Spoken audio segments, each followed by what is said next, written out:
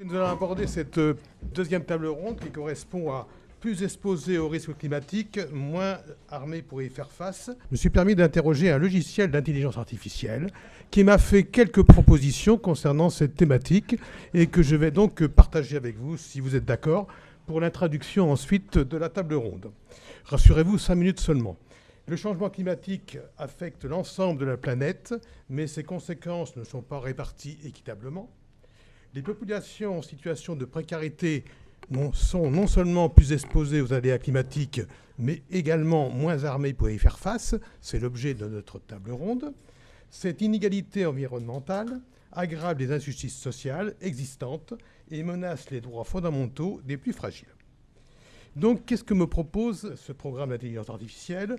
D'abord, pourquoi les personnes précaires sont plus exposées ? Premièrement, un habitat vulnérable, je crois que tout le monde est d'accord, on en a déjà parlé, logement insalubre, mal isolé, souvent situé dans des zones à risque, un accès limité aux ressources, manque d'eau, et on l'a vu dans les interviews, d'électricité fiable, d'accès à l'hygiène et aux soins, une mobilité réduite, difficulté à évacuer ou se mettre à l'abri en cas de catastrophe, et un isolement social qu'on retrouve chez les personnes âgées, absence de réseaux de soutien, méconnaissance des dispositifs d'alerte ou d'aide. Ensuite, cette précarité, on y est moins armé pour y faire face, du fait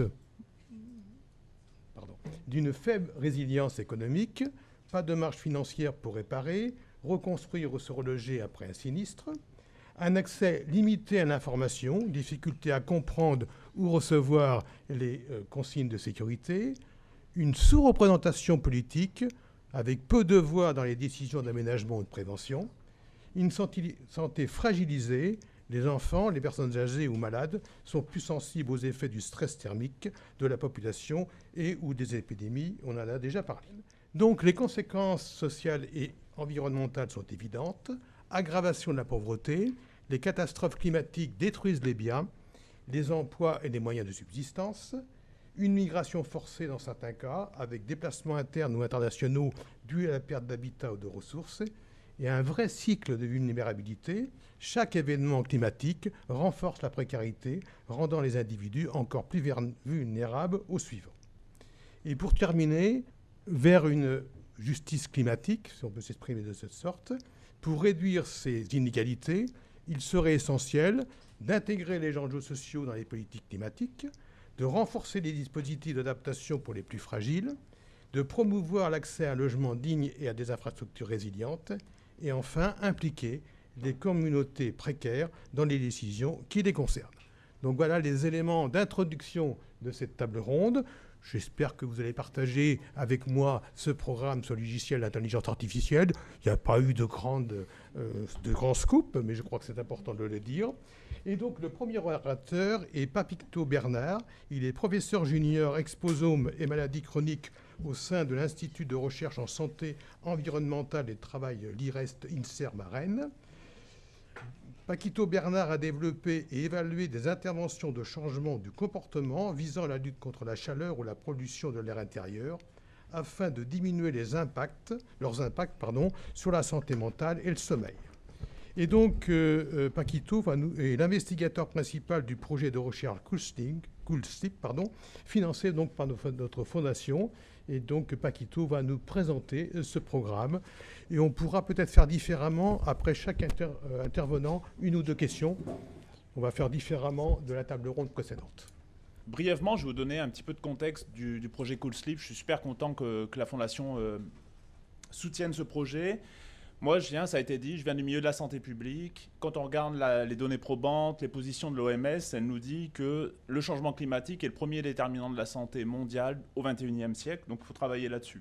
Quand on regarde les conclusions du réseau Action Climat, ils vont nous dire que l'été 2025, c'est la norme si on continue, on accélère nos efforts, c'est-à-dire si demain on réussit à rester sous les 2 degrés, l'été 2025, ça va être la norme en 2030, en 2040 et en 2050.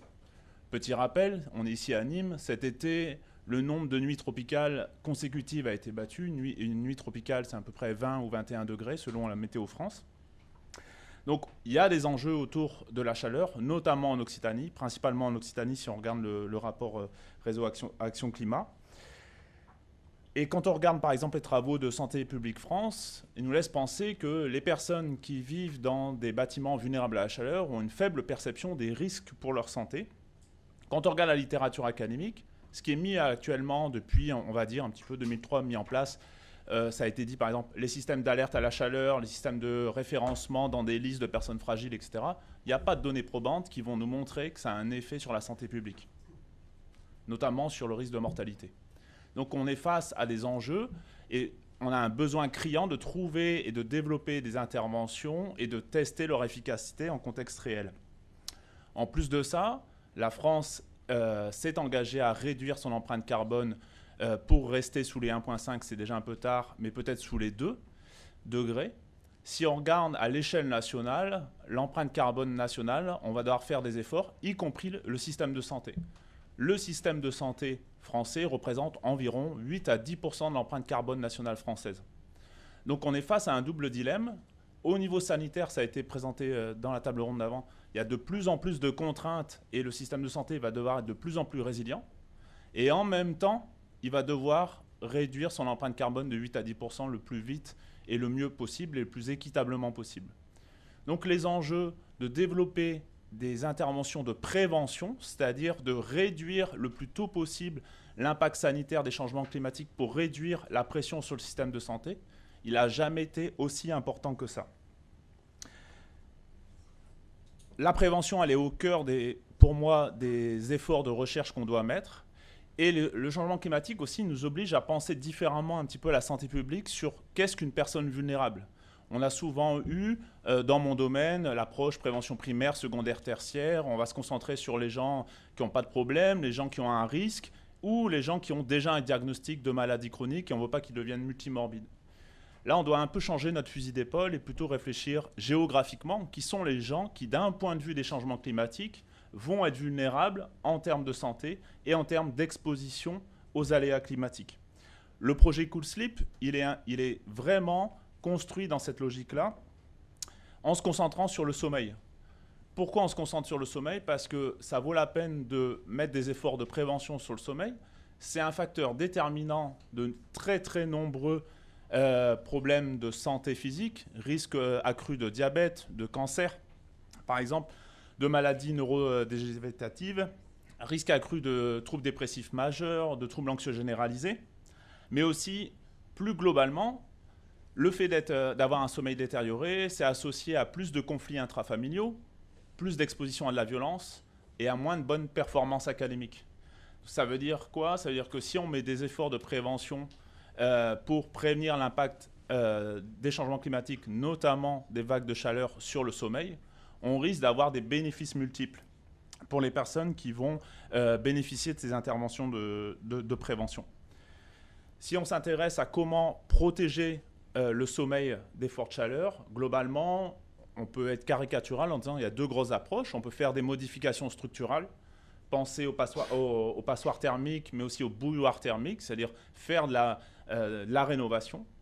Mais on sait que ce n'est pas suffisant. Ce n'est pas parce qu'il va y avoir de la rénovation thermique que ça va améliorer le confort d'été. Il y a des rapports du CSTB, du Centre technique, scientifique et technique du bâtiment, par exemple, qui vont nous montrer que des logements qui ont été rénovés peuvent entraîner un effet thermos. Ça veut dire que, OK, vous consommez moins d'énergie l'hiver, mais l'été, vous avez plus chaud. La littérature académique nous montre que ce n'est pas nécessairement vrai partout en Europe, mais elle conclut sur le fait que ça n'améliore pas le confort thermique l'été. Donc on a besoin en même temps changer le cahier des charges des rénovations, des modifications architecturales.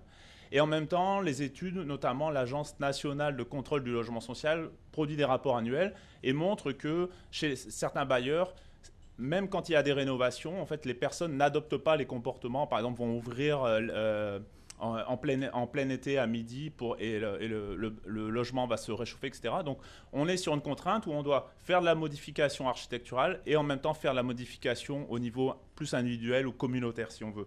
Le projet Cool Sleep, il est fait là-dessus. Dernier point, si vous pouvez rester, merci. Donc l'Agence de contrôle du logement social produit un rapport annuel. Ici, vous avez la carte du rapport 2024 sur l'inconfort thermique chez les personnes qui vivent en HLM, en logement HLM. On voit que l'Occitanie, grosso modo, on a une personne sur deux qui vit en logement social qui déclare souffrir de la chaleur l'été. Donc nous, on a décidé de développer notre projet Cool Sleep, c'est-à-dire de développer une intervention de protection des effets de la chaleur sur le sommeil chez les locataires Cool Sleep, actuellement avec beaucoup de bailleurs sociaux en Occitanie.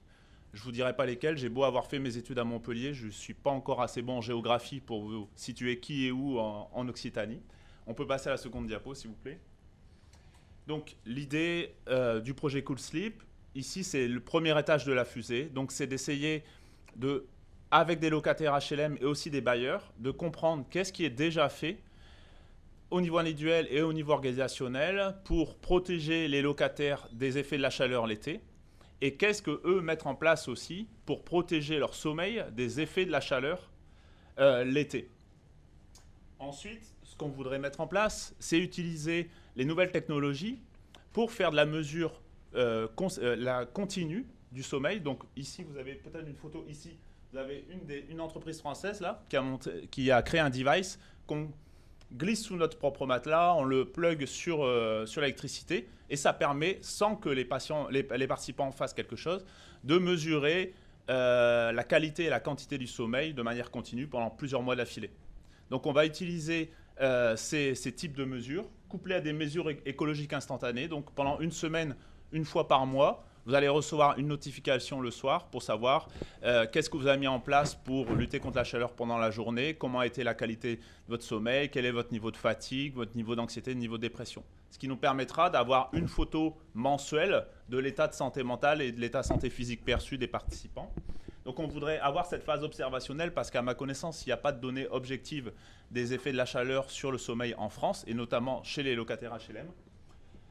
Et ensuite, on voudrait aussi développer des kits de refroidissement. Alors on n'a pas, le terme est vraiment moche, mais on n'a pas trouvé pour l'instant un terme plus acceptable. Il existe sur le marché et dans la littérature scientifique une panoplie de stratégies comme des bonnets refroidissants, des thés d'oreiller, des surmatelas qui accélèrent la passation de la chaleur du corps au matelas. Donc il existe plein de stratégies comme ça, relativement bien développées avec un relatif bon niveau de données probantes, mais ce n'est pas parce que c'est efficace que c'est acceptable par les personnes.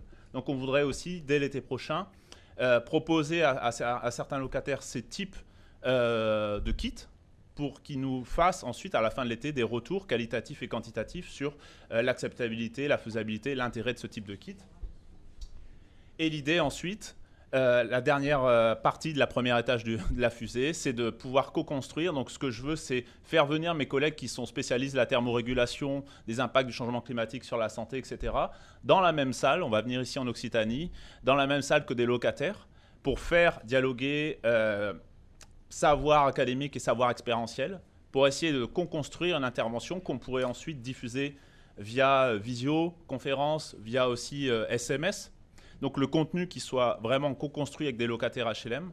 Et le deuxième étage de la fusée, c'est de pouvoir, été 2027, 2028, 2029, développer un essai clinique pour tester des SMS couplés à ce kit qu'on enverrait à domicile chez les gens, avec cet outil pour mesurer le sommeil, pour vraiment évaluer de manière objective l'impact de l'intervention co-développée Cool Sleep sur la santé mentale des locataires et sur leur sommeil. Merci Paquito. C'est très intéressant et on est très fiers à la Fondation de pouvoir supporter, entre guillemets, au sens large du terme, cet essai. Disons, cet élément pilote pour débuter. Il y a une question ? Amélie, coordinatrice de l'association Bâtir Vivant. On est un réseau d'acteurs d'artisans qui font du biosourcé. On tient à du local. Du coup, bien sûr, c'est compliqué pour nous d'intervenir dans le bailleur social, mais on s'adresse aux personnes âgées, familles modestes, en précarité. Et on intervient dans du chantier participatif. Ça peut être la clé du... quand on vient isoler, si les gens ne comprennent pas et si les gens ne se prennent pas en charge, ils ne peuvent pas savoir comment rénover. C'est intéressant. Nous, on est OK pour travailler avec des gens, des scientifiques qui pourraient nous suivre dans ce qu'on fait, pour pouvoir avancer sur la question du biosourcé local, puisque les DTU en France sont compliqués à avoir, parce que le local est pas forcément favorisé. Donc, moi, je dis bienvenue. En tout cas, nous, on aimerait qu'il y ait des scientifiques qui puissent nous suivre dans ce qu'on met en place. Donc, je vais valoriser aussi le GFOSA dans son travail. Mais voilà, je pense qu'une des clés de la rénovation et du sommeil, c'est quand même aussi le biosourcé. Ça marche très bien, même sur du ciment. On le fait, on le pratique. Et on aimerait qu'il y ait des gens, des scientifiques qui puissent suivre ce qu'on fait pour pouvoir aussi valoriser ce qui est déjà fait à un niveau local. Merci. Réponse courte. Ouais, pas de souci. C'est excellent. Je suis rentré après 10 ans de recherche en France. Ça fait un an et demi que je suis à l'étranger. Ça fait un an et demi que je suis en France. Je passe ma vie sur Zoom à rencontrer tous les acteurs du bâtiment, de la santé publique, des bailleurs sociaux qui sont, alors j'ai pas retenu l'expression tout à l'heure, moi je dis en silo, mais tout à l'heure c'est en tube d'orgue. En tuyau d'orgue, j'adore cette expression, je connaissais pas. Donc bienvenue, tout le monde, venez me parler à la fin de la journée, ça me fera grand plaisir. Merci. Luce, la dernière question. J'ai une question par rapport aux locataires. Est-ce que vous êtes aussi particulièrement intéressé au sommeil des enfants et des nourrissons? Alors j'adorais, mais ça rajoute 2 zéros au budget de ce type de projet, parce que, par exemple, pour mesurer le sommeil des nourrissons, il faut des petites caméras. Et surtout, sur les enjeux éthiques, c'est d'un enjeu fou. Mais par contre, ce qu'on envisage quand même, chez les parents qu'on va recruter, c'est la perception de la qualité du sommeil des parents de l'enfant. C'est ça qu'on va mesurer, parce que faire des mesures, ce petit matelas-là que je vous montrais, le mettre sur des enfants, c'est un enjeu éthique abominable. Merci. Écoutez, on va passer à la deuxième partie. Donc, Laure Norca et Céline Michelon.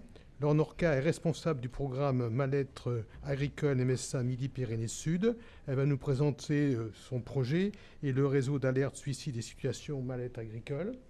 Elle est accompagnée de Cécile Michelon, qui est administrative MSA et viticultrice dans l'Hérault, et qui va discuter des difficultés sur le terrain en lien avec les aléas climatiques. Je ne me suis pas trompé, c'est bien ça. Donc, je m'appelle Céline, c'est pas grave. grave. 10 minutes normalement et 2 questions. Ouais, alors, je vais attaquer. Je me sens. Bonjour à tous. Donc, moi, je suis vigneronne dans l'Hérault. D'abord, mère de famille d'enfants jeunes, et j'habite pas loin de Sète, où il y a eu les études qui ont été faites là, par l'intervenante précédente. Donc sur le bassin de Thau. Alors on m'a demandé de venir pour vous. Alors ça me paraît un peu curieux de venir vous expliquer que les agriculteurs sont en premier lieu pour le changement climatique et que ça crée chez eux un stress intense. Mais enfin, j'ai pas de diapo à vous présenter. Effectivement, pour le coup, je sais pas, le terme c'est de l'expérientiel.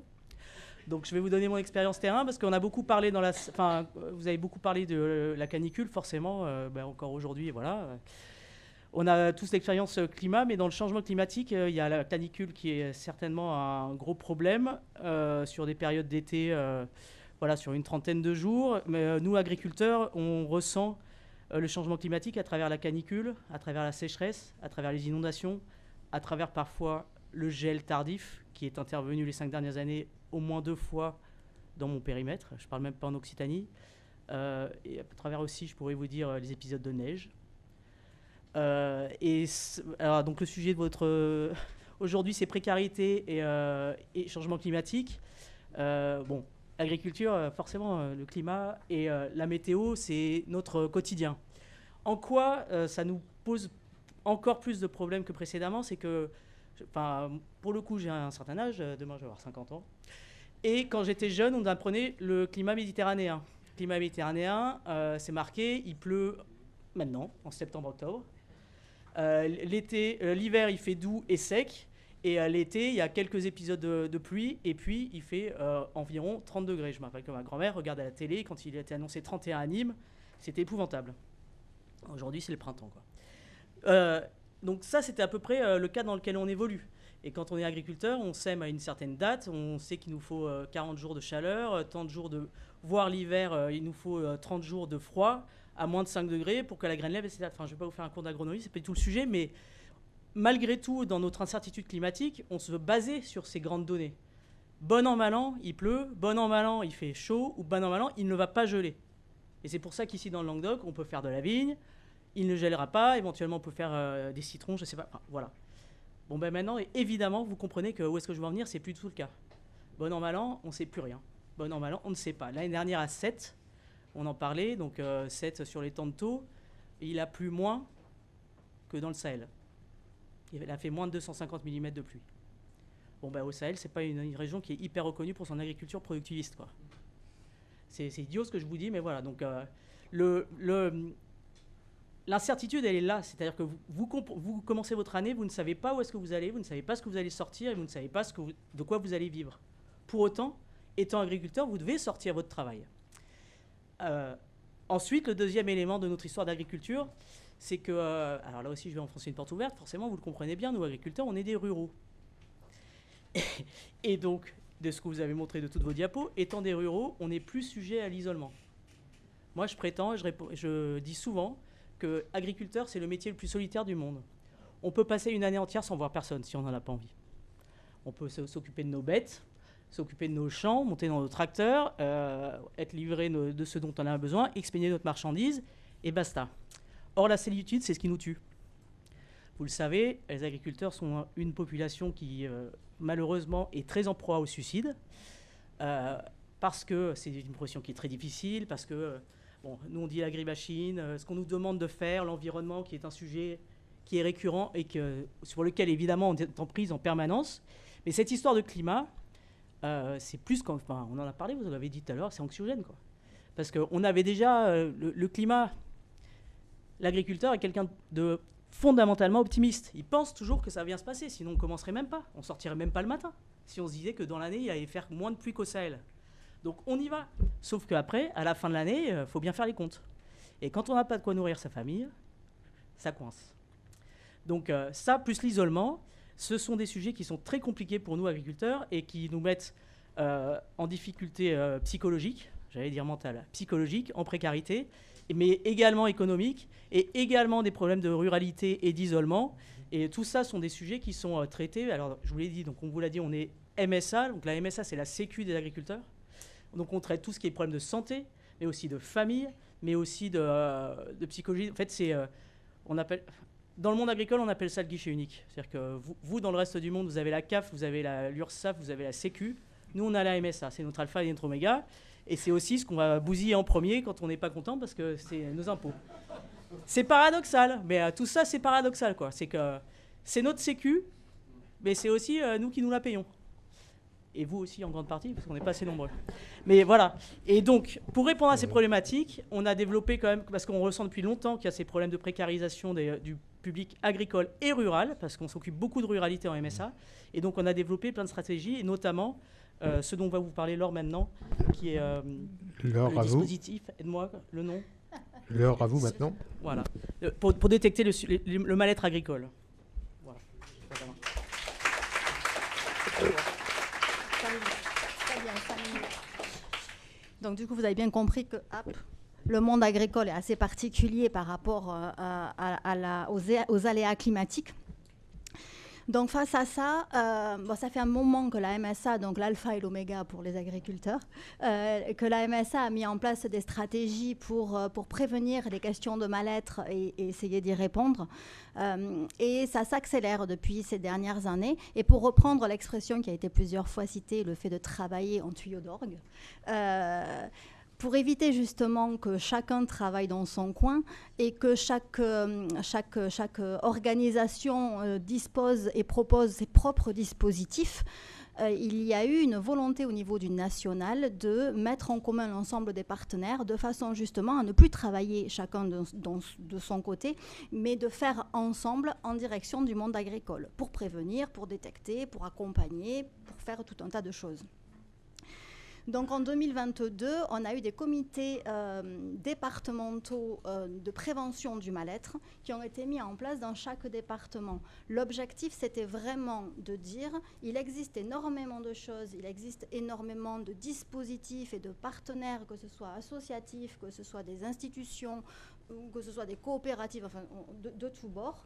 Mais finalement, ces dispositifs-là, ils ne sont pas connus ou méconnus. Et il y a une problématique pour aller les solliciter et ça rejoint un petit peu l'accès au droit aussi qu'on a vu en tout début sur la dernière table ronde. Donc tout ça, ça s'entremêle. Donc concrètement, ces comités départementaux sont là pour travailler en fonction des atouts des territoires, en fonction des problématiques des territoires, notamment les problématiques climatiques, et pour essayer d'y trouver des solutions avec les acteurs du territoire. Donc, je vous donne un exemple. En appui avec ces comités techniques et en lien aussi avec l'ARS, on a développé sur chaque caisse MSA, mais sur tous les départements en France, un réseau de sentinelles agricoles et d'autres acteurs de la détection. L'objectif, alors le réseau de sentinelles est déjà développé par l'ARS depuis un bon bout de temps, depuis 2015, si je ne me trompe pas, ou si je me trompe, c'est pas de beaucoup. Et l'objectif, c'était de s'adosser à ce dispositif, puisqu'on ne va pas réinventer et refaire quelque chose de nouveau, alors qu'il y a quelque chose qui fonctionne et qui est déjà là. Mais l'objectif, c'était de s'adosser à ce dispositif pour former et sensibiliser un certain nombre de personnes qui soient en capacité d'aller vers. Ça aussi, ça a été dit, mais on reste toujours sur les mêmes ressorts. Hein. On n'a pas inventé quoi que ce soit. Mais l'idée, c'était vraiment d'aller vers les personnes en difficulté pour détecter les situations de fragilité, les situations de mal-être au plus tôt, pour éviter d'avoir à accompagner des situations qui sont empêtrées, on a vu qu'on était particulièrement isolé dans le monde agricole, donc on ne demande pas d'aide non plus dans le monde agricole, au-delà d'être isolé. Et c'est vrai que si on ne va pas vers, il y a des personnes qui ont tendance à surinvestir le travail, à ne pas demander d'aide, et on voit petit à petit les situations s'embourbées, c'est un mauvais jeu de mots. Et c'est vrai que c'est difficile d'accompagner une situation qui est très dégradée. Donc là, l'objectif, c'est d'agir au plus tôt et de détecter au plus tôt. Donc, j'ai pris des chiffres sur la zone pour illustrer ça. Aujourd'hui, sur les départements de la MSA, donc du Gard, on a un peu plus de presque 450 sentinelles qui sillonnent donc les 3 départements pour justement aller vers ces populations-là, entrer en contact et adresser vers les ressources, ad hoc. Merci Laure. Là aussi 2 ou 3 questions. Une pour moi, comment allez-vous évaluer votre dispositif Sentinelle ? Alors ça, c'est très compliqué d'évaluer le dispositif Sentinelle parce que on anime le réseau, puisque c'est un réseau vraiment de sentinelles agricoles, donc on leur donne des outils et on répond à leurs besoins pour pouvoir aller vers et pour pouvoir détecter. En termes d'évaluation, c'est compliqué parce qu'on ne peut pas exiger d'une sentinelle. Une sentinelle, ça peut être vous, ça peut être nous, ça peut être des exploitants agricoles, ça peut être nos agents d'accueil à la MSA qui sont en première ligne, ça peut être des salariés des services de remplacement qui vont remplacer sur l'exploitation, ça peut être des agents de bancaires, bon, ça peut être un peu tout le monde et n'importe qui. Et on ne peut pas exiger, en fin de compte, de ces personnes-là, parce qu'elles ont été formées sentinelles, de les mettre en obligation d'aller détecter. C'est difficile. Et dès lors qu'on nous oriente, en fin de compte, des personnes en situation de mal-être, on ne demande pas à la personne si elle est sentinelle ou pas. Voilà. Après, ce qu'on peut rajouter, c'est que s'il est difficile d'évaluer si le réseau fonctionne, par contre, on voit depuis 4 ou 5 ans que le réseau qui est en place remonte de plus en plus de cas. Oui. Donc on ne peut pas évaluer son efficience, mais par contre ça nous remonte clairement qu'il y a une dégradation de l'état, on va dire, mental ou psychologique du monde rural, quoi. Et ça on le voit remonter de façon très nette, quoi. Et c'est pas juste parce qu'il y a plus de sentinelles. Oui, c'est vraiment quelque chose de concomitant. Merci. Une question, là aussi courte, réponse courte. Oui, ça sera bref, puisque je vais faire la réponse. Merci.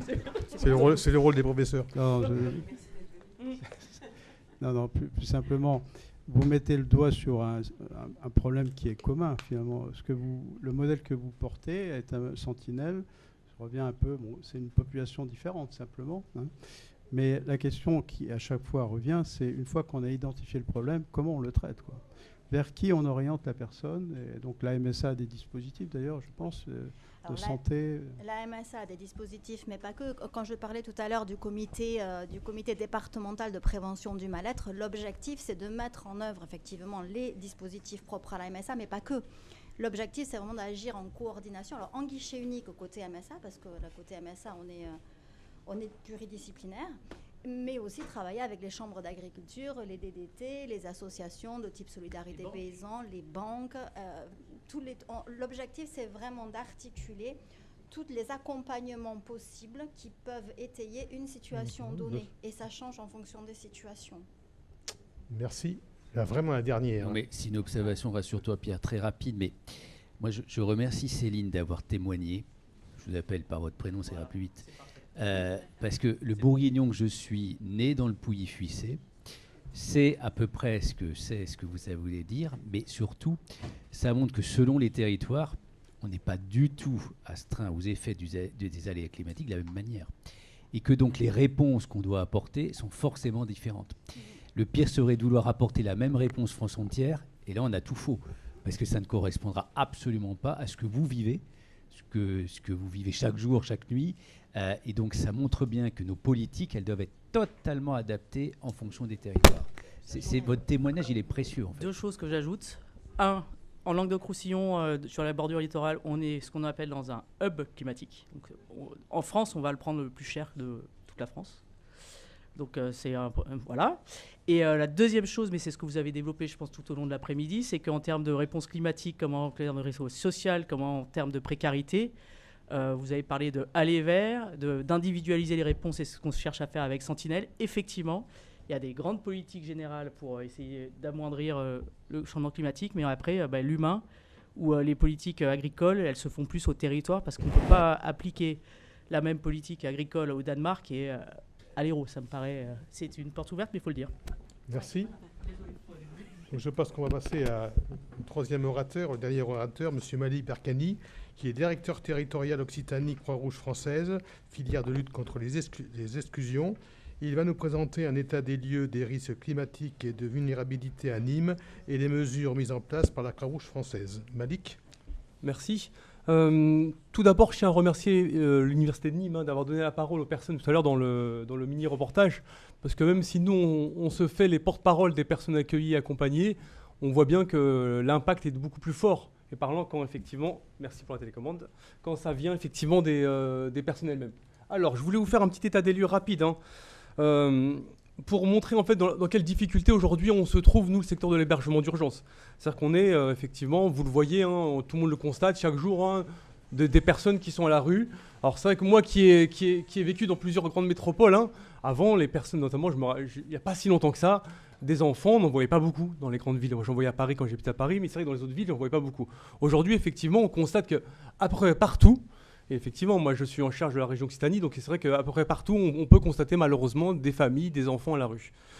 Cette situation, elle est liée effectivement à une saturation de l'hébergement d'urgence aujourd'hui en France. Globalement, c'est une situation qui est très compliquée et qu'aujourd'hui, on le voit, je vous ai mis les chiffres, saturation structurelle et qu'on a environ, on arrive aujourd'hui et enfin c'est horrible à dire, on est quand même satisfait de pouvoir au moins arriver à mettre à l'abri en fait environ 60% des demandes. 60 000 appels au 115 en gros sur l'année, 40% effectivement de refus. Et majoritairement, on arrive aujourd'hui encore à mettre à l'abri les personnes en urgence, sur appel du 115, effectivement, avec les nuitées hôtelières. Les nuitées hôtelières, c'est un dispositif qui existe encore sur ce territoire-là et qui nous permet, à n'importe quelle heure de la nuit, suite effectivement au marreau du SAMU social, de pouvoir effectivement faire le lien et de mettre à l'abri des personnes qui, sans ça, il y a un risque réel sur effectivement leur état de santé et malheureusement, on constate chaque année des décès à la rue. On est dans le département du Gard, on est à Nîmes, on l'a dit, une ville, effectivement, un territoire qui au mois de juin à septembre, ça a été dit, effectivement, les températures sont très élevées et on est aussi un département touristique. Pourquoi je vous dis ça ? C'est parce qu'effectivement, si en gros, l'hébergement d'urgence, nous, le levier qu'on peut avoir aujourd'hui, c'est les nuits hôtelières, et l'été, qu'est-ce qui se passe dans les hôtels ? Les touristes arrivent, et donc nous, on perd des capacités hôtelières.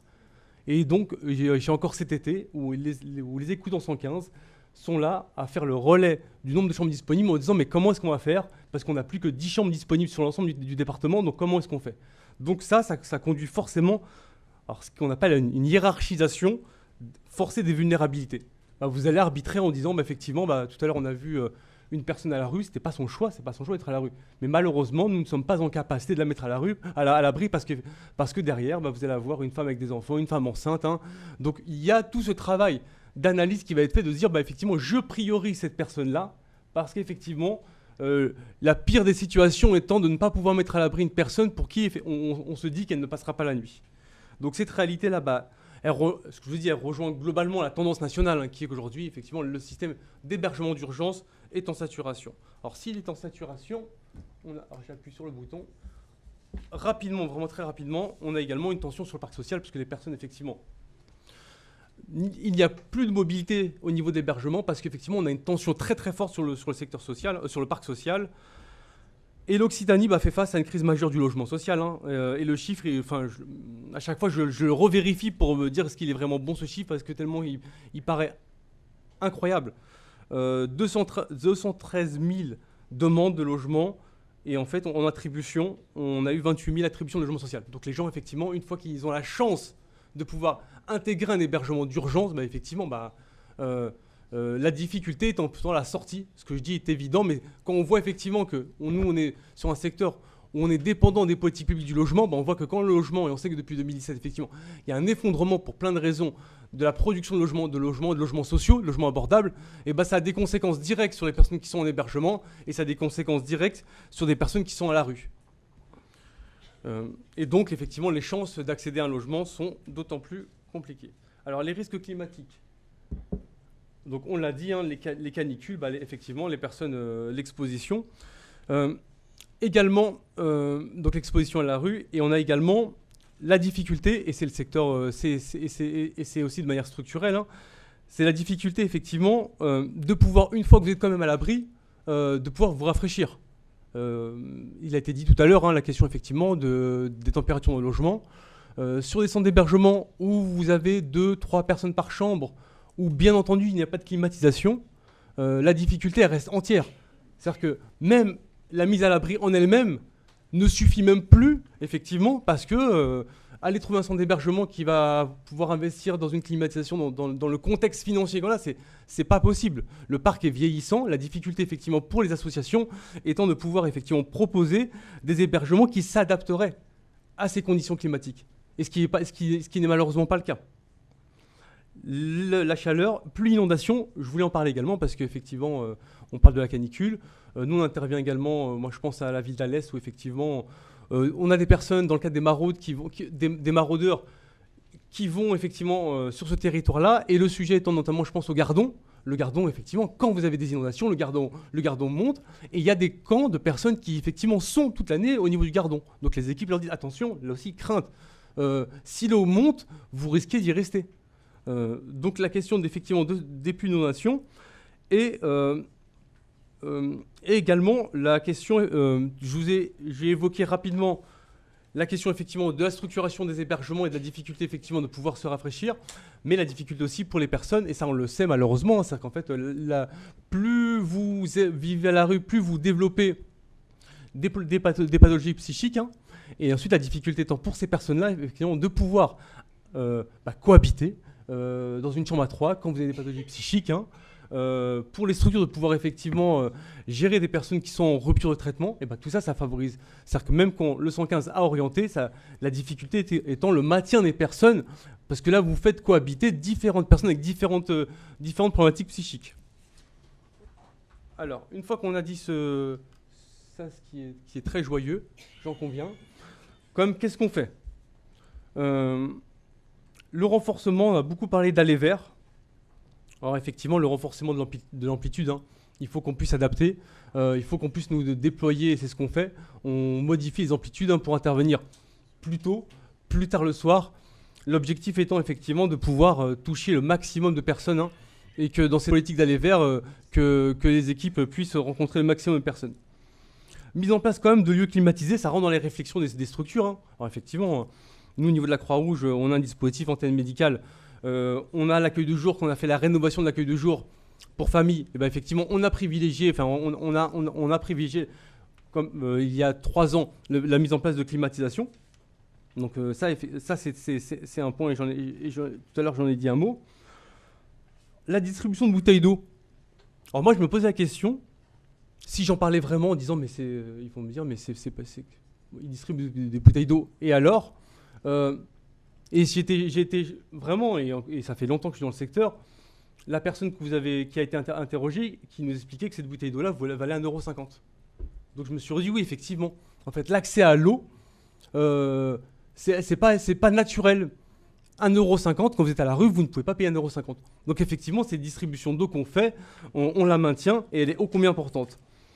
Duvet, couverture de survie, effectivement, été chaud, on peut avoir quand même des périodes d'hiver froid. Enfin, on est aussi dans un territoire où il y a le Mistral, hein, et quand on peut avoir 20 jours de Mistral au mois de janvier ou février, les températures sont négatives. Et donc là, effectivement, couverture de survie, ce qu'on va venir distribuer pour que les personnes, effectivement, puissent se maintenir, puissent survivre. Et mutualisation des équipes, hein, on est dans une logique de mutualisation d'équipes dites pluridisciplinaires. C'est-à-dire qu'en fait, le secteur, au vu des difficultés d'accompagnement, aujourd'hui, on est beaucoup plus à renforcer nos équipes médico-sociales, hein, infirmiers et médecins. Ce qui, encore il y a quelques années, on n'avait pas cette logique, effectivement, dans le secteur social d'avoir des infirmiers. Aujourd'hui, on vient mutualiser et apporter les compétences au niveau des infirmiers. Alors, je suis désolé, je savais que j'allais dépasser. Je le savais. Alors, très rapidement, donc, dans les dispositifs, dans les actions, à partir du 1er novembre, là, on met en place un nouveau dispositif. Alors, pour personnes vieillissantes précaires, le constat, il était de se dire qu'on avait des personnes qui aujourd'hui qui sont vieillissantes de plus en plus. Hein, en tout cas, la démographie fait que les personnes à la rue également vieillissent. Et la difficulté pour les structures de prendre en charge. Pourquoi ? Parce que les structures ne sont pas, encore une fois, adaptées et n'ont pas forcément non plus les compétences. Tout à l'heure, je parlais de la cohabitation entre chambres, c'est un des sujets, mais aussi le sujet d'adaptation, effectivement, d'avoir des douches PMR, des personnes qui vont être en dépendance et pour qui le bâti doit s'adapter. Et donc, ce dispositif, nous, on l'a pensé avec nos collègues de l'EHPAD, hein, pour croiser nos compétences, hein, médico-sociales. Effectivement, la question étant, c'est comment est-ce qu'on peut accompagner au mieux des personnes qui vieillissent, qui deviennent dépendantes, qui ne sont pas en capacité d'intégrer un EHPAD, hein, pour plein de questions, parce qu'effectivement, vivre à la rue 15-20 ans, c'est aussi la liberté de venir, et l'EHPAD, la difficulté, moi je le vois comme nos collègues de l'EHPAD, hein, qu'on oriente, hein, elle me dit, tous les soirs, la personne part, s'en va, nous on peut pas, les gens ne peuvent pas partir, quand ils sont en EHPAD, il faut qu'ils restent à domicile.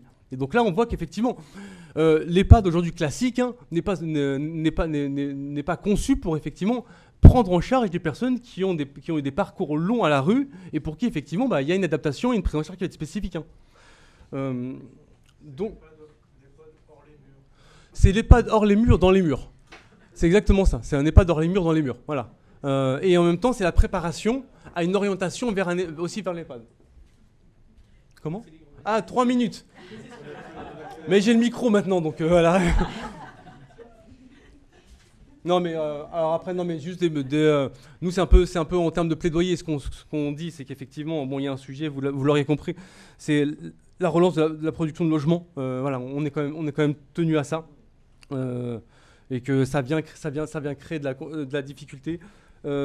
Développement des opérations dites intercalaires, ça c'est comment est-ce qu'on mobilise du foncier temporaire entre deux opérations immobilières, comment est-ce qu'on vient mobiliser du foncier temporaire pour pouvoir effectivement nous mettre en place des centres d'hébergement, développer des abris temporaires modulables, créer des espaces fraîcheurs, tout à l'heure la personne encore en parlait, hein. Quand vous avez que du bitume, il est très compliqué de se rafraîchir, donc comment est-ce qu'effectivement au niveau de l'urbanisme de la ville, on va repenser effectivement pour les personnes à la rue, les personnes vieillissantes, ces espaces fraîcheurs, renforcement des points d'eau. Ensuite, on en a beaucoup parlé, donc les équipes mobiles, là les Verts, hein, qui est une politique publique qui fonctionne, hein. Donc effectivement, utiliser ces dispositifs, ces équipes mobiles comme levier de repérage. La coordination qui reste encore, qui avance, mais qui est importante avec la médecine de ville et de l'hôpital.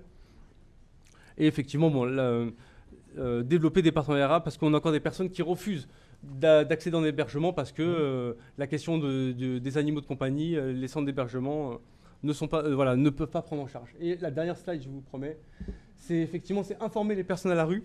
J'en parlais tout à l'heure à Alès, effectivement, sur le risque du gardon, des dispositifs climatiques, former les bénévoles et travailleurs sociaux à l'accompagnement spécifique. Hein. On pense aux gestes de premier secours. Comment nous devons agir, et globalement associer les collectivités, la préfecture sur la mise en place d'un plan climat social ciblant les publics sans abri. Et j'en ai terminé, j'en suis désolé. Merci Malik. Beaucoup. Et merci pour les actions de la Croix-Rouge. Peut-être une seule question. Parce Alors, qu'on a pris on va me petit peu de prendre une retard. seule question. Oui, bonjour, Gérard Tudury. Je travaillais à l'association Lieu de vie et d'accueil Les Lézards. Et ben, cette association a dû fermer parce que, comment ça s'appelle, l'ASE a estimé que les 7 gamins qui étaient là étaient maltraités. Enfin bref, c'est pas la question que je veux poser à M. Balkany. Mais M. Marquez de la Maison des Lézards cherchait donc à placer son lieu de vie. Et donc il a des lits de libre. Et on pourrait avoir des lits demain, si vous voulez. Voilà, c'était donc un entretien merci. serait intéressant. Merci pour votre témoignage. Très bien. Écoutez, je pense qu'on va arrêter cette table ronde numéro 2. On a répondu à seulement quelques items que nous avait proposé l'intelligence artificielle, mais ça sera l'objet vraisemblablement d'un autre colloque sur les aléas climatiques qui sera organisé bien sûr avec la Fondation et l'ARS d'Occitanie. Donc merci d'avoir assisté à cette table ronde numéro 2. Ceci, la fin de la deuxième table ronde qui apporte des nouveaux sujets, évidemment les personnes à la rue, mais également d'autres types de précarité, les personnes qui travaillent, qui sont en logement social, les personnes qui travaillent, qui sont agricultrices. C'était important pour nous d'avoir cette variété aussi de situations de précarité. C'était aussi important pour nous de faire intervenir en session pour aller plus loin, comme on l'a évoqué dans le programme, le point de vue d'un économiste et ce que les économistes ont à dire sur le sujet précarité et aléas climatiques. C'est M. Geoffron qui est connecté avec nous depuis le début de cette séance qui va donc prendre la parole. Donc Patrice, c'est à vous. Si vous nous entendez bien, je vous cède la parole. Merci. Je vous entends parfaitement et cela depuis le début du colloque. J'ai trouvé absolument passionnant. Selon les moments un peu désespérants, au regard des chiffres qui étaient mis en avant et qui évidemment sont très préoccupants, assez réjouissant aussi de voir qu'il est question de solidarité. Je trouve que par les temps qui courent, c'est évidemment non seulement particulièrement important et plus que jamais sans doute, et de voir que notamment le monde associatif se mobilise dans les termes qui viennent d'être évoqués en particulier. En tant que citoyen, je trouve ça particulièrement réjouissant. Alors, désolé de ne pas être parmi vous. Je suis prof à Paris, à l'université Paris-Dauphine, et j'avais cours ce matin, ce qui est une bonne raison, malheureusement, de ne pas vous avoir rejoint. Je le regrette d'autant plus que j'ai grandi à Carcassonne. J'en ai perdu l'accent, mais je reviens dans la région systématiquement avec beaucoup de plaisir. Donc, la question qui m'était posée, c'est qu'est-ce que les économistes ont à dire sur ce qui nous a occupés cet après-midi ? Pas mal de choses en réalité. Avant d'y venir, peut-être les circonstances dans lesquelles j'ai eu à m'immerger dans ces questions, à la tête à l'heure actuelle d'une équipe qui se préoccupe d'énergie, de transition énergétique et de changement climatique. J'ai notamment participé à la Convention citoyenne pour le climat. Je fais partie de la petite équipe d'experts qui a accompagné ce processus pendant une année. Ça a été un processus très bouillonnant, faisant émerger du consensus, mais dans lequel voilà, les tensions économiques créées par la lutte contre le changement climatique et ses effets étaient très, très présents. Si je dois résumer, pour commencer en 2 mots, ce que les économistes ont à dire sur le sujet, ça tient essentiellement en 2 propositions ou 2 observations très systématiques. Premièrement, le coût de l'inaction. Agir tard face aux effets du changement climatique va coûter plus cher que si on avait agi tôt. Donc, ce n'est pas du tout une bonne affaire économiquement de repousser dans le temps un certain nombre d'actions, j'y reviendrai.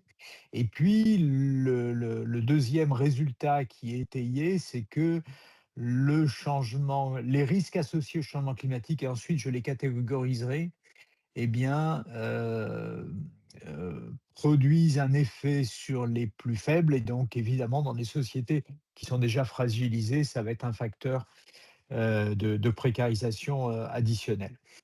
Alors, cela posé, pour répondre à la question, essayer d'éclairer quelques travaux ou le point de vue des économistes, il me semble qu'il faut distinguer 2 catégories de risques qui ont plané sur vos échanges, et encore une fois, j'ai été présent depuis l'ouverture. Il y a 2 catégories de risques qui sont très différents. Les risques physiques d'un côté, par ailleurs les risques de transition.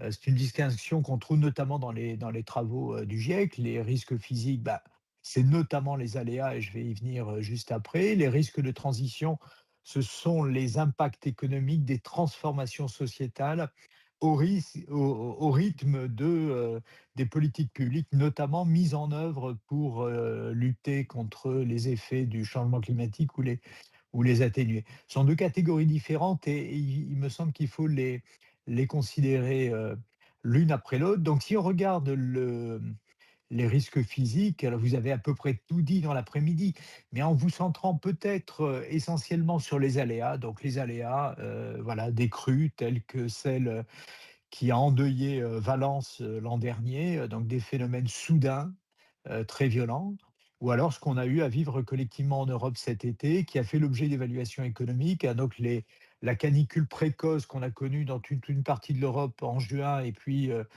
le deuxième tour qui est revenu plus tard au mois d'août, tout ça, et les feux de forêt que cela a produit, ont coûté à peu près à la collectivité européenne 50 milliards d'euros. 50 milliards d'euros, donc évidemment c'est beaucoup d'argent, et avec une concentration sans trop de surprise dans l'arc méditerranéen entre la France, l'Italie et l'Espagne, et avec une forte concentration naturellement en Espagne, on a plus de 30 milliards d'impact de ces phénomènes. Et donc ce que les économistes peuvent faire et mettre dans le débat public, ce sont ces évaluations, de telle manière à ce qu'on puisse dès lors qu'il est question d'investir de l'argent public ou de mettre en œuvre des politiques publiques indépendamment de toute considération budgétaire par ailleurs, de voir quel est potentiellement son impact au travers des coûts évités. Et ça, c'est une partie essentielle du travail des économistes, de parvenir à finalement à comparer un monde dans lequel on aurait agi versus un monde dans lequel on n'a pas agi, et d'essayer d'expliquer l'importance d'une action et sa valeur économique, et la manière dont les coûts évités eh bien, sont répartis entre différents types d'acteurs. Mais par différence un peu à ce que j'ai entendu depuis le début de l'après-midi, où il est question d'aléas, donc de variations qui peuvent être des variations soudaines et rapides, il y a des phénomènes plus lents et plus longs qui sont non moins préoccupants, et qui également vont avoir un impact sur les plus fragiles. Le retrait-gonflement des argiles, donc vous avez toutes et tous à l'esprit probablement ce phénomène, hein, on le voit assez régulièrement au journal de 20 heures, donc des familles viennent expliquer que leur habitation est lézardée avec une belle diagonale, et puis avec des failles qui s'accroissent, et derrière tout ça, on a le retrait des argiles qui est provoqué par des sécheresses, le gonflement qui peut être provoqué par le retour de l'eau, et tout ça s'applique à un habitat qui n'a pas été conçu pour répondre à ces phénomènes. Les chiffres disponibles sont effrayants. Il y a 10 millions de ménages en France qui sont susceptibles à des degrés divers d'être concernés par ces phénomènes.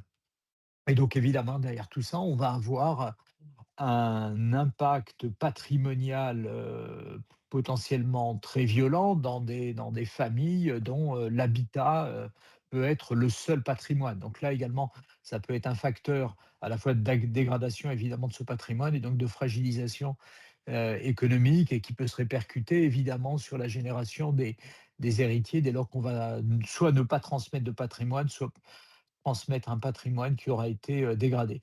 Ce qu'on observe, que ce soit au travers des aléas, donc des phénomènes très violents, ou alors de phénomènes plus longs, lancinants, mais comme le retrait-gonflement des argiles, c'est que la plage de l'assurabilité, donc de la prise en charge par des mécanismes d'assurance privée, est en train de se réduire. C'est ce que disent constamment l'ensemble des assureurs qui sont dans ces domaines, des lanceurs d'alerte.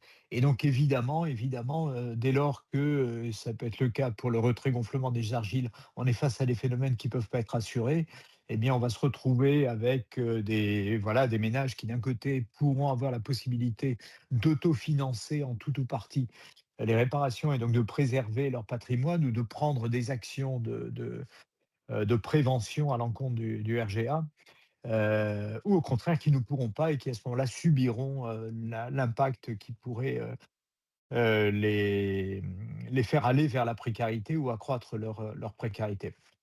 Il y a des phénomènes qui sont encore plus difficiles à identifier. J'ai été très touché par ce que disait Céline tout à l'heure à propos de ce que subit la viticulture. Il se trouve que c'est un monde dans lequel j'ai eu à réaliser quelques études, notamment dans le Bordelais, et avec une analyse plus large de l'impact du changement climatique sur les activités viticoles en Europe. Et on a là à nouveau dans l'arc méditerranéen entre l'Italie, l'Espagne et la France, on a plus de 60% du vin mondial qui est produit et plus de 70% de la valeur de ce vin, si on veut avoir un ordre de grandeur, et évidemment des millions d'emplois directs et indirects. Et tout le problème, naturellement, c'est qu'on arrive un peu au bout de la capacité d'adaptation du monde du vin dans l'arc méditerranéen. En Espagne, tout ça va être assez tragique.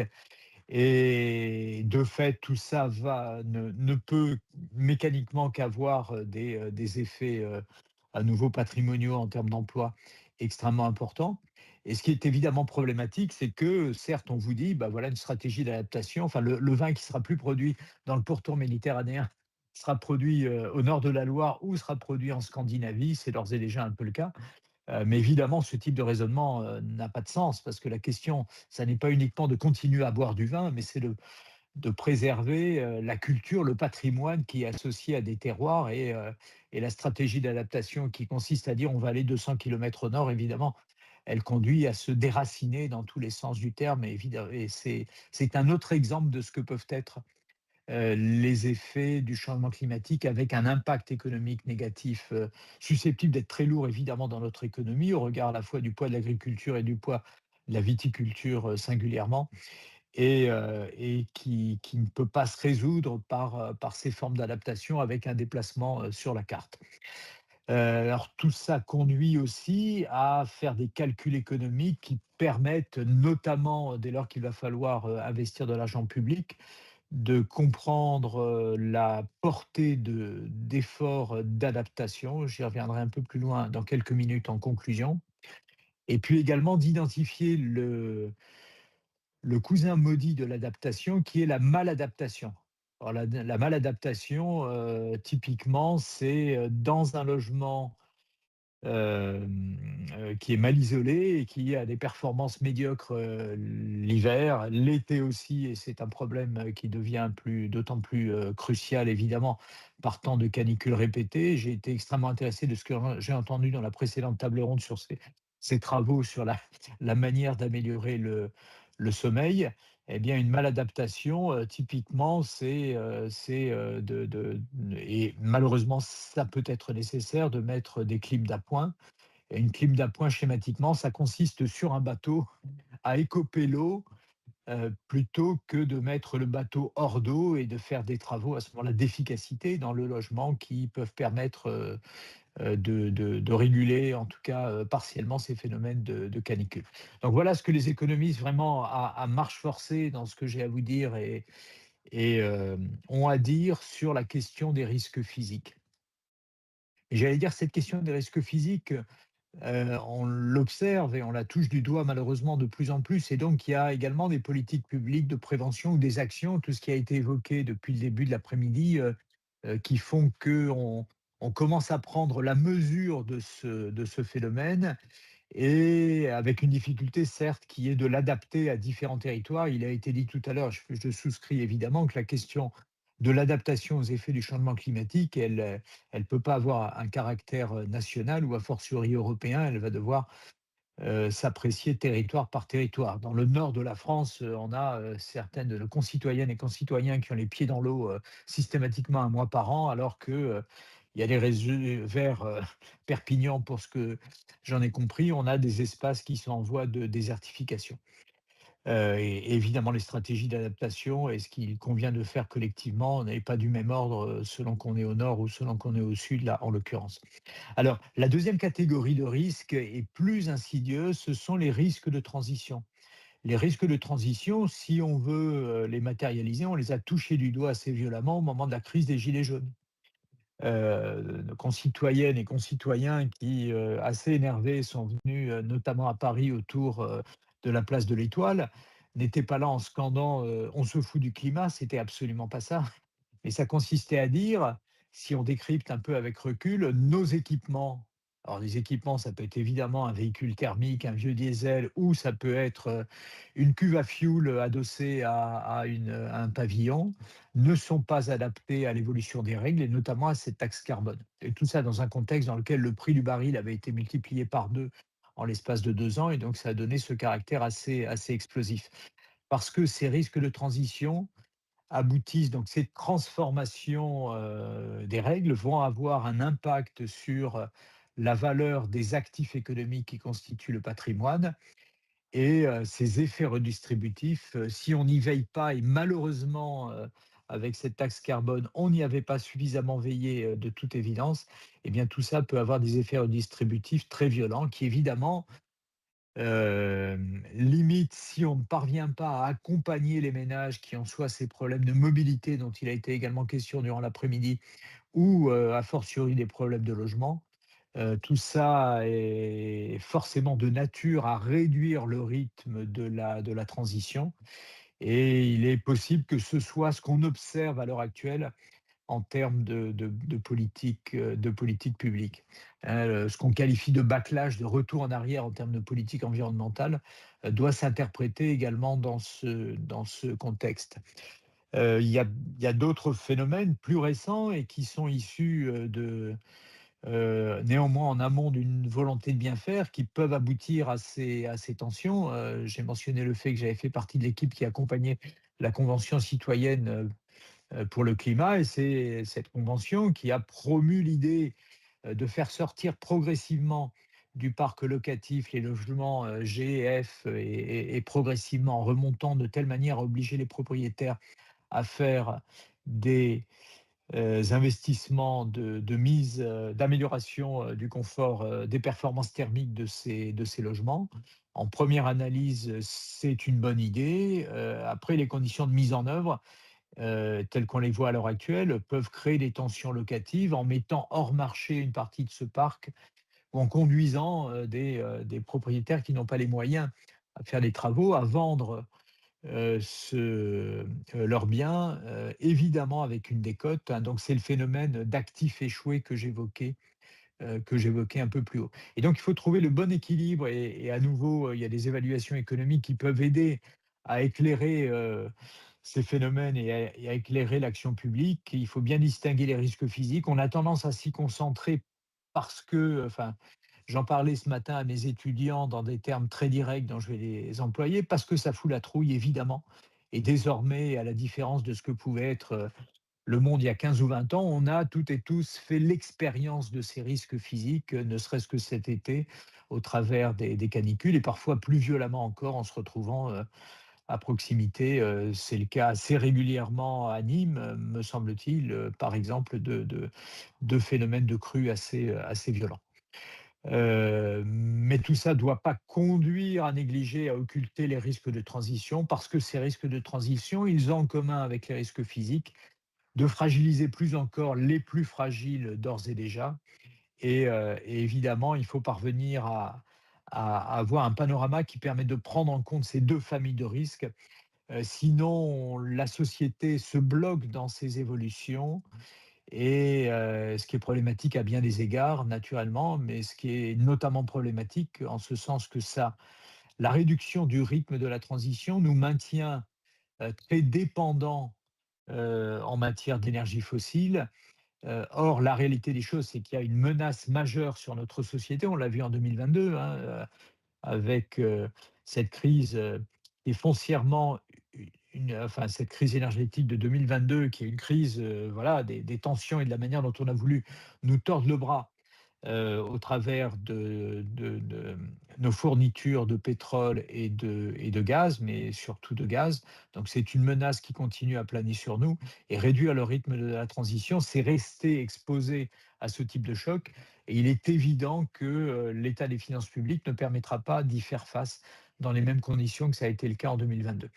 Alors en conclusion, si on doit retirer 2-3 idées utiles, je l'espère, des réflexions que les économistes ont à conduire sur les effets du changement climatique, et en particulier sur les plus précaires, j'en retiendrai 3.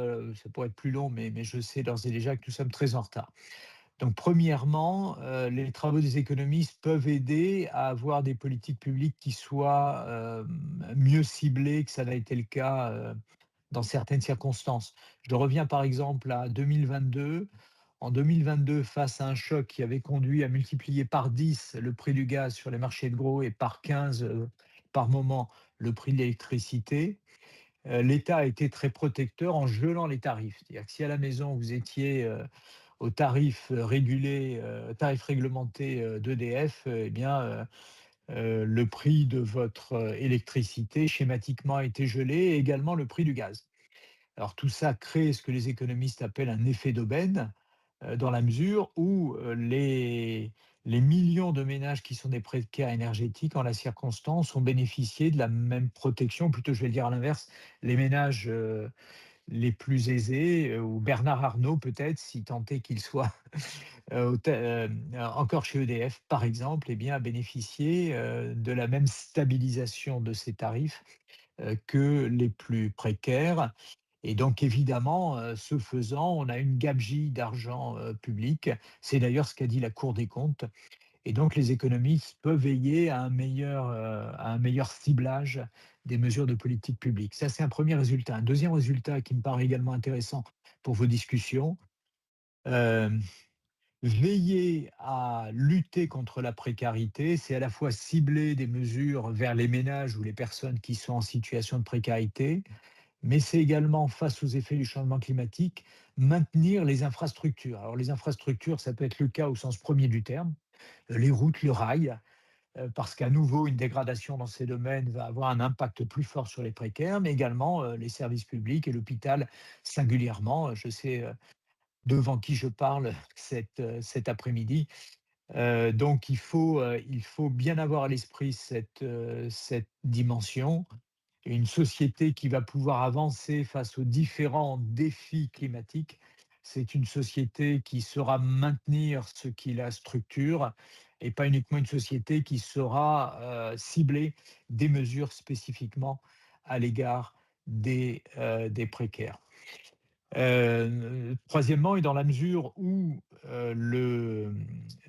l'adaptation aux effets du changement climatique va se jouer assez largement sur une base locale et en fonction de considérations locales, eh bien l'échelle locale est absolument essentielle pour prendre des mesures qui peuvent se débattre au sein d'une collectivité, et notamment avec une bonne compréhension de la manière dont on va capter localement l'impact positif d'efforts de réduction des gaz à effet de serre ou d'adaptation aux effets du changement climatique. Je prends un exemple, une étude d'Airparif, désolé, je n'ai pas des données qui sont susceptibles de s'appliquer à Nîmes, mais une étude toute récente d'Airparif montre qu'en Île-de-France, les coûts annuels de la pollution de l'air représentent par francilienne et francilien 2200 euros. Donc, ce sont des effets en termes de santé, ce sont des effets sur la productivité des entreprises, ce sont des effets également de dégradation des bâtiments, ce sont des effets négatifs sur la production, sur la productivité agricole. Et à nouveau, ces effets, ils jouent de manière plus forte sur les plus fragiles. Il y a quelques années, j'ai eu à réaliser une étude dans le cadre du projet Charles de Gaulle Express, donc qui doit permettre notamment de dégorger une partie de l'autoroute A1 qui va de Roissy jusqu'au périphérique. Eh bien, dans cette étude, un point que je mettais en avant, c'est que la partie la plus polluée d'Île-de-France, c'est la partie qui arrive, si vous visualisez l'endroit où se situe le Stade de France, donc qui vient buter sur le périphérique, c'est la plus polluée. À certains moments de la journée, il y a 50% des flux sur l'autoroute qui sont liés à la circulation qui va vers Roissy ou qui vient de Roissy. Et or, à cet endroit, on a les ménages qui ont le revenu par tête le plus bas d'Île-de-France. Donc on a une double peine avec du bruit, avec un air pollué. Et lorsqu'on entre dans ces types de considérations, on peut également comprendre ce que des actions, notamment sur les infrastructures, qui sont susceptibles d'avoir un impact sur la qualité de l'air, peuvent concourir positivement à la lutte contre la précarité. Mais tout ça se discute à la maille locale et donc c'est important. Et puis, tout dernier point, et ce n'est pas simplement pour vous être agréable, mais moi, il me semble que ce que les économistes peuvent aider à faire, c'est à montrer l'impact notamment du mouvement associatif dans un environnement au regard d'actions de solidarité, du mouvement associatif, dans un contexte dans lequel on a vu que d'un côté, il y a une limite des mécanismes assurantiels, et donc que les effets du changement climatique vont peser plus encore sur les plus fragiles et vont être un facteur de renforcement, d'accroissement de la précarité. Mais dans un contexte dans lequel on voit bien que la solidarité nationale va avoir plus de mal à se manifester compte tenu des contraintes budgétaires. Et dans ce cadre, moi, ce que je sais des travaux du monde associatif et de l'effet de levier que présente le monde associatif face à la précarité, c'est qu'il y a un effet de levier très, très puissant de l'euro public qui investit et probablement plus encore dans les temps difficiles que nous sommes appelés à traverser. Voilà ce que je voulais vous dire. Très heureux si vous avez des questions de m'efforcer d'y répondre à partir de maintenant. On arrive effectivement à la fin de notre session. Donc, merci beaucoup Patrice pour cette présentation qui ouvre des nouveaux sujets. C'est à la fois une conclusion et, comme nous le souhaitions, une ouverture. Et puis je passe donc la parole à Elisabeth pour clôturer cet après-midi. Merci. Merci beaucoup, je vous écoute avec plaisir jusqu'à la fin. Patrice, un grand merci pour avoir fait le lien dans votre intervention entre l'ensemble des interventions qui se sont manifestées autour des tables rondes qu'il y a eu cet après-midi. Un grand merci à vous pour votre contribution. Alors, je ne vais pas être longue, je voudrais juste adresser un certain nombre de remerciements parce que je trouve que la réussite de cette journée est absolument réelle. Ça s'est fait grâce, et je tiens à le remercier de manière très chaleureuse, au président de l'Université de Nîmes, Benoît Rouag, qui est là.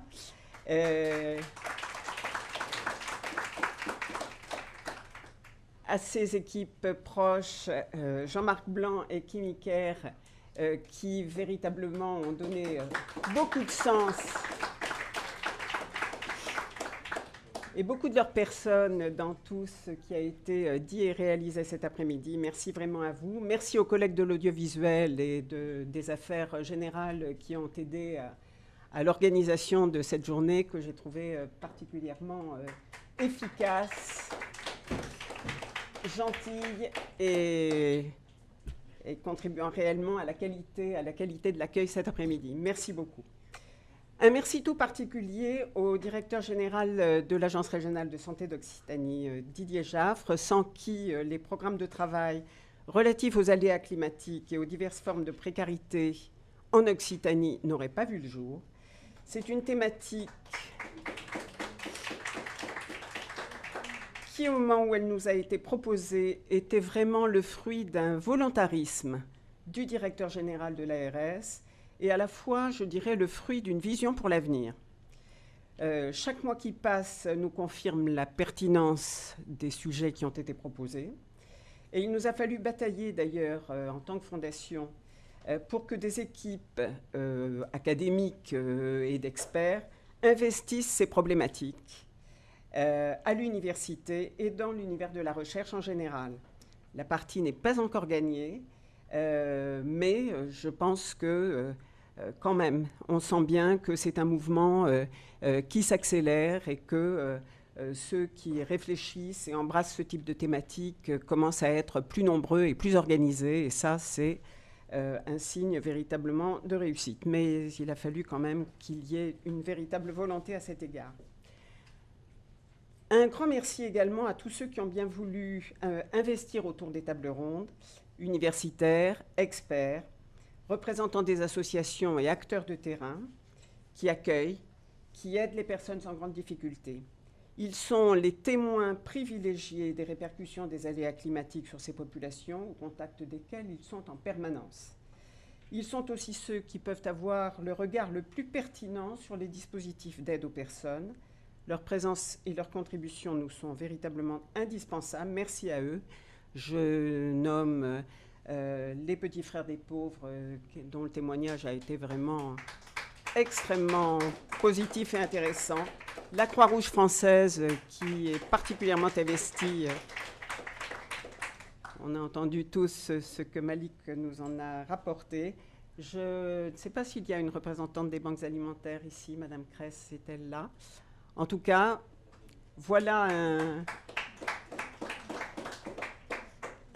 un réseau qui est éminemment précieux. Et merci à tous les autres, bien évidemment. Merci aux représentants des collectivités territoriales, conseils régionaux, conseils départementaux, collectivités locales et particulièrement CCAS. On a entendu un témoignage du CCAS de la ville de Nîmes tout à l'heure, pour leur contribution et leur présence. Les prochaines étapes de nos travaux en Occitanie ne pourront se dérouler évidemment sans leur concours. Merci à Monsieur le commissaire régional à la pauvreté pour sa présence et son engagement constant. Et je voudrais adresser un merci tout particulier au professeur Fumolo, qui nous a quittés parce qu'il devait reprendre un train. Mais je dois dire que c'est une personnalité véritablement que je trouve particulièrement précieuse. Le professeur Fumolo est un cancérologue. Il est directeur scientifique du pôle de cancérologie Grand Est et il est président du conseil scientifique de notre fondation. Et je voudrais vous dire que ce conseil scientifique que nous avons dans cette fondation hospitalière, il est véritablement le garant pour nous tous de la qualité des projets qui sont retenus par la fondation pour un financement. Si l'engagement et la bienveillance vis-à-vis des populations pour lesquelles nous existons est nécessaire, elle n'est cependant pas totalement suffisante pour proposer un dossier qui sera retenu par nos instances pour une demande de financement. Donc vraiment, la rigueur scientifique, la qualité de la méthodologie proposée, ce sont là des incontournables, des préalables à la soumission, à la proposition des dossiers qui peuvent nous être adressés. Et c'est pour nous un gage de bon usage des deniers publics ou privés qui nous sont confiés. Et ça, nous y tenons beaucoup. Et je pense qu'il faut certainement que nous continuions à travailler avec cet objectif de rigueur et de prêter une grande attention à la qualité, y compris scientifique, des dossiers qui nous sont soumis. Voilà, je me réjouis à l'issue de cette demi-journée de la dynamique qui est enclenchée par la réunion de ce jour. J'engage et qui engage la Fondation à poursuivre ses travaux avec vous tous, au service des populations que nous voulons rendre visibles, pour permettre aux services publics, au monde associatif et à tous ceux qui sont à leur côté de leur apporter le meilleur soutien. Je vous souhaite une très belle journée à chacun et bon retour.